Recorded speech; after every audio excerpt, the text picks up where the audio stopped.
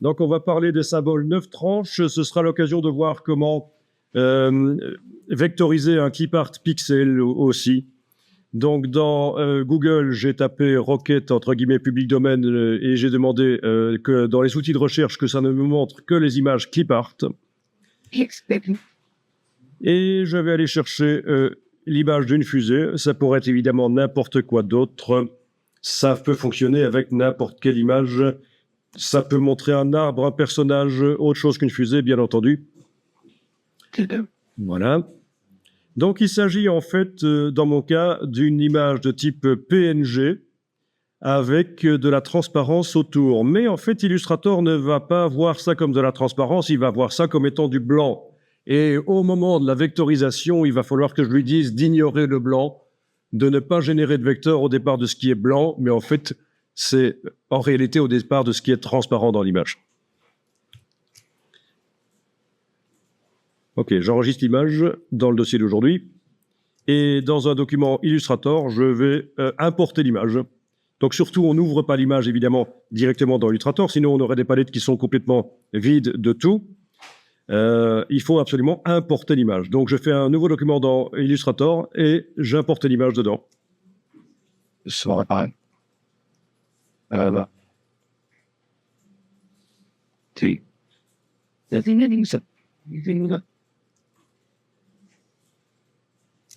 Donc affichage, afficher le damier de transparence. On voit que c'est bien la transparence autour de ma fusée, mais pour Illustrator, pour le système de vectorisation, il ne va pas en tenir compte. Il va considérer que c'est du blanc.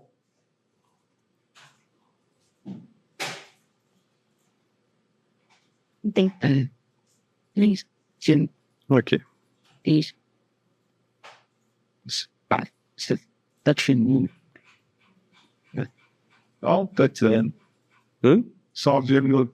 Fichier, format de document, je change la manière dont le damier de transparence s'affiche parce que il est très fatigant d'origine pour les yeux. Fichier, format de document, et c'est valable en fait pour... c'est valable uniquement pour le document en question. Dès que j'en créerai un nouveau, la transparence sera affichée différemment, hein, comme par défaut en fait. Hein. On a une message où il y a un cadre blanc pour c'est quoi?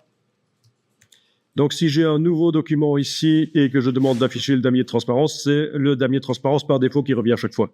Vous savez comment on peut régler le problème? On l'a vu le matin. Comment faire dans Illustrator un profil de document personnalisé? Hein? On avait été faire forme, aquarelle et dégradé.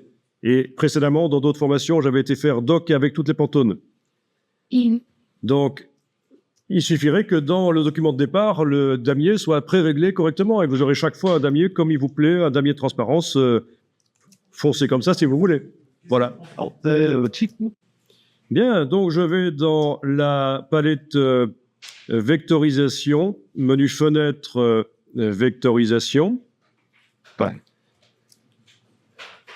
Dans la palette vectorisation, je vais cocher aperçu, donc je passe en vectorisation sur l'image qui était sélectionnée.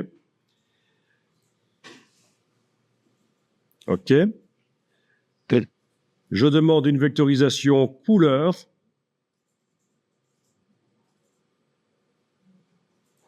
Oh, qu'est-ce que c'est là?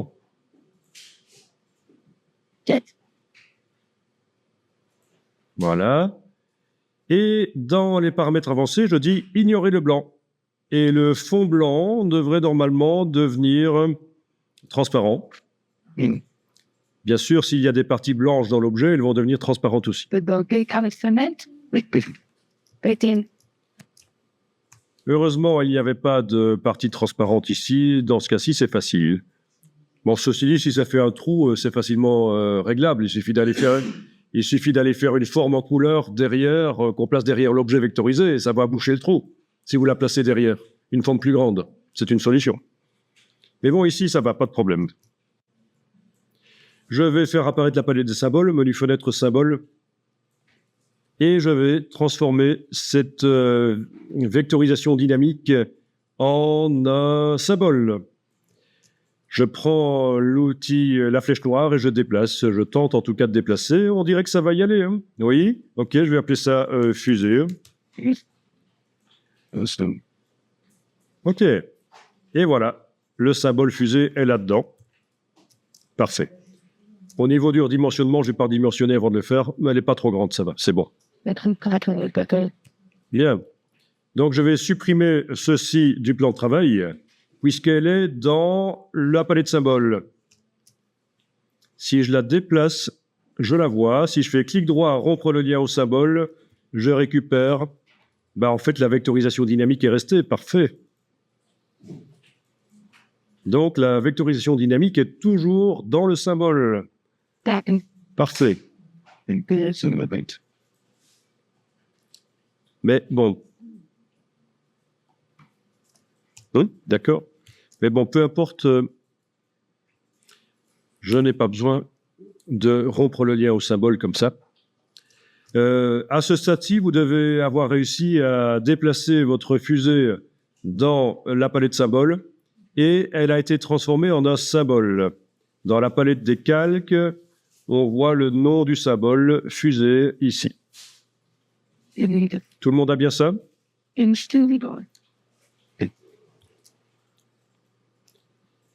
Et on va rapidement étudier le système 9 tranches. Fusée 9 tranches. Je viens juste d'enregistrer le document parce que je suis quelqu'un de prudent. Donc, le système 9 tranches, voilà, je sélectionne le symbole et je fais clic droit, isoler le groupe sélectionné. Ah oui, il y a quelque chose que j'ai oublié. Mais évidemment, ça ne marche pas là. J'ai oublié d'activer le système 9 tranches. Donc, c'est pas grave. On sort de l'isolation. Ah ben oui. On sort de l'isolation. Avec le fil d'Ariane là au-dessus, en haut à gauche. Oui, donc je suis entré en mode isolation. Je me suis rendu compte que j'ai oublié d'enclencher le système 9 tranches pour ce symbole. Et donc, je suis sorti du mode isolation et je vais enclencher le système 9 tranches. Donc, c'est-à-dire, dans la palette de symboles, le symbole est encadré. C'est bien celui que je travaille. Je vais dans le menu de la palette des symboles jusqu'à Options de symboles. Menu de la palette des symboles, Options de symboles. Et là, il y a une option que j'aurais pu activer tout à l'heure. Mais je voulais vous montrer qu'on peut l'activer après aussi. Ici, activer les repères pour la mise à échelle 9 tranches. Et quand je fais un clic droit sur le symbole, pour les raisons que j'ignore, je n'ai plus passé en mode isolation. Par contre, quand dans les préférences générales, le cliquer 2 fois pour isoler est coché, en double-cliquant sur le symbole, je passe en mode isolation. Il me dit, vous êtes sur le point de modifier la définition du symbole, blablabla. Voulez-vous continuer? OK. Et là, je suis passé en mode isolation. Bon, alors, pourquoi est-ce que le clic droit ne me propose plus de passer en mode isolation alors que le double-clic me le permet? Je ne sais pas, mais en tout cas, j'ai obtenu ce que je voulais obtenir. C'est-à-dire, lorsque la fonction 9 tranches est enclenchée sur le symbole, on a ces pointillés qui apparaissent. Et la zone centrale va être la partie qui va se modifier entièrement quand je vais redimensionner le symbole. Et ce qui est en dehors de la zone centrale va se modifier moins lorsque je vais modifier les proportions, en fait. C'est ça, hein. Quand je modifie les proportions, si je fais la fusée beaucoup plus longue, c'est surtout la partie centrale qui va changer, et ce qui est à l'extérieur devrait normalement ne pas changer beaucoup. On craint? Donc, je vais allonger la fusée, je vais la faire plus haute. La partie centrale qui est dans les pointillés, là, le rectangle qui est au centre, là, va être ce qui va changer le plus.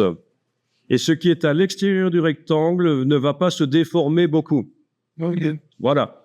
Une fois que vous avez positionné les repères comme il faut, c'est un repère 9 tranches puisqu'on a 9 zones. Hein. 1, 2, 3, puis deuxième rangée, 3, 4, 5. 1, 2, 3, 4, 5, 6, je veux dire. Et puis 7, 8, 9. Donc on a bien 9 tranches. Hein. OK, une fois que j'ai vu ça, je sors du mode d'isolation. Le mode d'isolation me servait seulement à positionner les tranches correctement sur l'objet. Eh bien, je teste ça.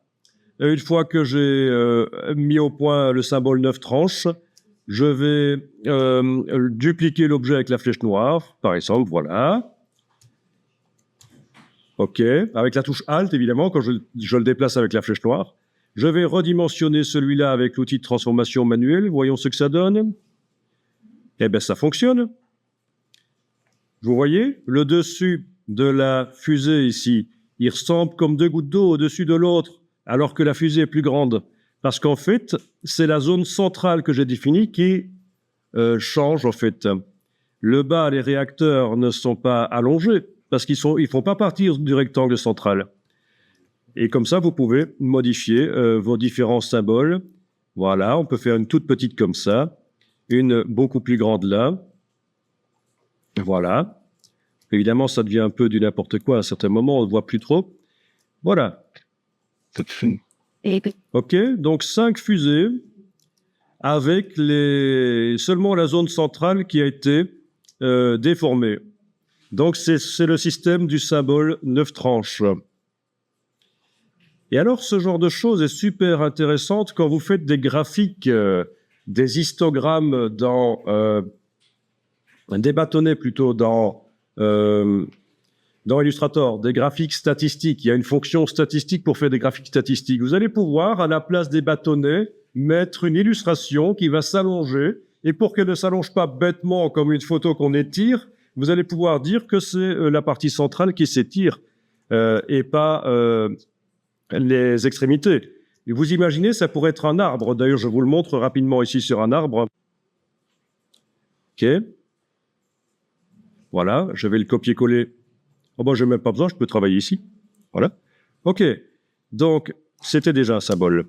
Je vais enregistrer ça sous le nom arbre avec arbre 04. Donc, dans ce cas-ci, symbole 9 tranches. Ça, vous ne faites pas. Je vous montre simplement les possibilités au niveau de l'agrément, agrémenter des graphiques statistiques. Et puis après, on ira voir sur le web les exemples de Illustrator. Donc, ce symbole ici, je vais dans ces options et je vais dire que c'est un symbole 9 tranches. Donc, activer les repères pour la misation 9 tranches. OK.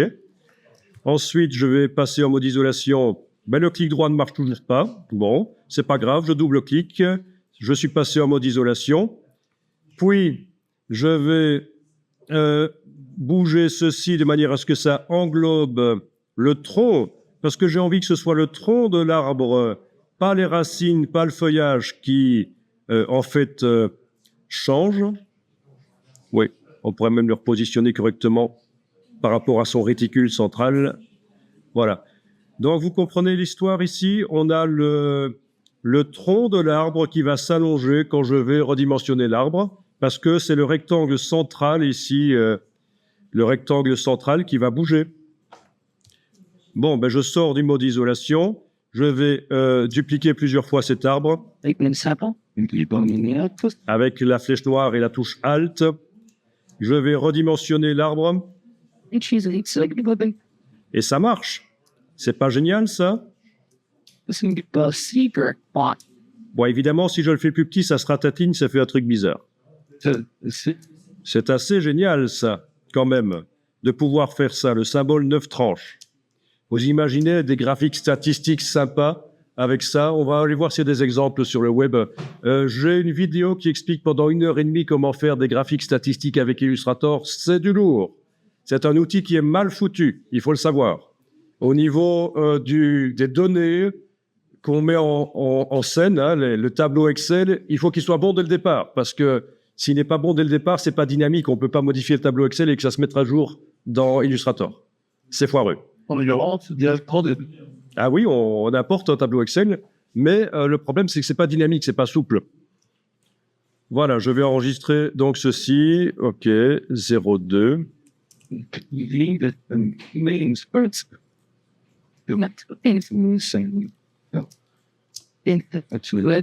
Bon, je ne trouve pas d'exemple rapidement sur le web d'utilisation des symboles dans des graphes statistiques avec Illustrator. Mais sachez que les graphes statistiques dans Illustrator, ce n'est pas un très bon outil Illustrator pour faire des graphes statistiques. Et que donc le système 9 tranches, vous allez pouvoir l'utiliser pour faire ceci en fait. Amener rapidement des variations de longueur sur une partie d'un objet. Donc ça peut être génial, ça. Ça devient tout de suite plus intéressant. OK, je vous montre rapidement une autre utilisation. Vous ne faites rien, vous regardez. Après, vous allez avoir le temps de tester, mais regardez d'abord.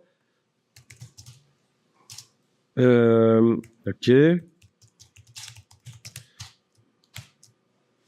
Là, je vais aller chercher un cadre. OK. Ça, par exemple, voilà. Je vais l'enregistrer dans... Est-ce que c'est... Oui, ça pourrait marcher, mais c'est peut-être pas l'idéal. Cadre comme ceci, ce sera peut-être mieux. Ouais.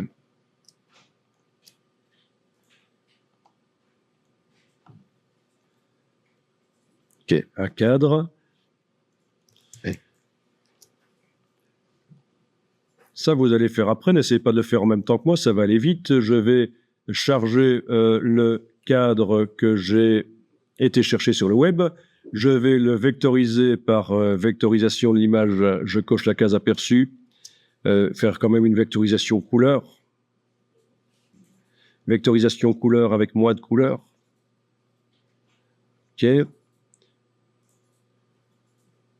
Au niveau de la précision, il faudrait que j'aille augmenter la précision dans les paramètres avancés. Voilà. OK, on va dire que c'est pas trop mal. Ça, c'est mieux quand même. Voilà. Je vais décomposer la vectorisation. Objet, vectorisation d'image décomposée. Et donc, j'ai un cadre avec de la transparence. D'ailleurs, ah non, il n'y a pas de la transparence. J'ai fait une erreur. Je vais en arrière. Annuler. Dans les options ici, je dois cocher ignorer le blanc. Voilà, donc c'est vraiment la transparence. Là, je fais vectorisation décomposée. Hein, je suis revenu en arrière pour réenclencher ignorer le blanc parce que j'avais oublié. OK, je vais transformer ça en un symbole. Symbole 9 tranches. OK. Je vais double-cliquer sur le cadre pour entrer en mode isolation dessus et indiquer que la partie qui se modifie, c'est la partie qui est là, au centre. Par contre, les coins ne doivent pas se modifier. Je vais plutôt avoir intérêt à faire comme ça. D'accord? Pour que les coins ici ne se modifient pas. Ça va s'allonger, mais ça s'allongera pas. Donc voilà une autre utilisation du 9 tranches quand vous avez des cadres, que ce soit un cadre antique comme ici ou un cadre moderne pour faire une interface web. Bien, je sors de là. À partir de là, je vais dupliquer plusieurs fois le cadre et vous allez voir que ça fonctionne. Avec la flèche noire, je le duplique plusieurs fois. Voilà. Je redimensionne avec l'outil de transformation manuelle. Voilà. Même cadre, mais plus petit. Bien sûr, ce qui est entre les tranches se modifie. Celui-là, je vais l'allonger dans ce sens-là. Voilà. Amusant, ça, hein? Différents cadres que je peux redimensionner dans un sens ou l'autre. Et l'aspect reste assez bien le même grâce au système du 9 tranches. Donc, vous allez pouvoir rapidement faire plein de cadres différents. Vous voulez tester ça? Ou plus tard, vous le testez? C'est vous qui voyez. Ça? C'est pas ça, j'ai pas voyé les motifs au milieu. Ben, si tu ferais une motif, Les motifs au milieu, là, ces motifs-là. Ah, ben non, parce qu'ils font... non, ça, ils s'allongent. Ok. moi, Ce qui ne se modifie pas du tout, c'est ce qui est dans les coins. Oui. Ce qui se modifie complètement, c'est ce qui est au milieu. Mais c'est des vides. Et ce qui se modifie un peu, ben, c'est évidemment ce qu'il y a entre. Si j'allonge beaucoup, ça s'allonge quand même. Hein.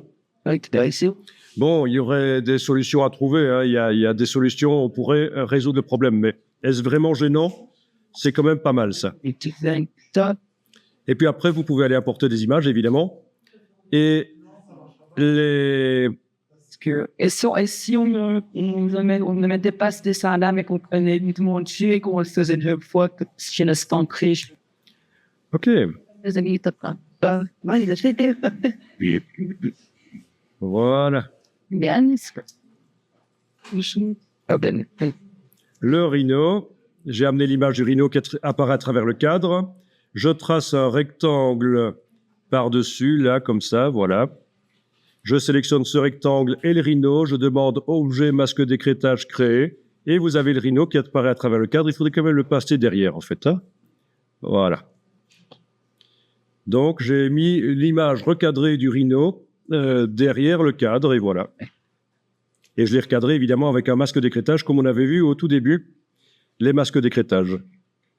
Puisque pour recadrer une image dans Illustrator, il faut tracer un rectangle par-dessus, sélectionner le rectangle et l'image et demander masque d'écrêtage créé.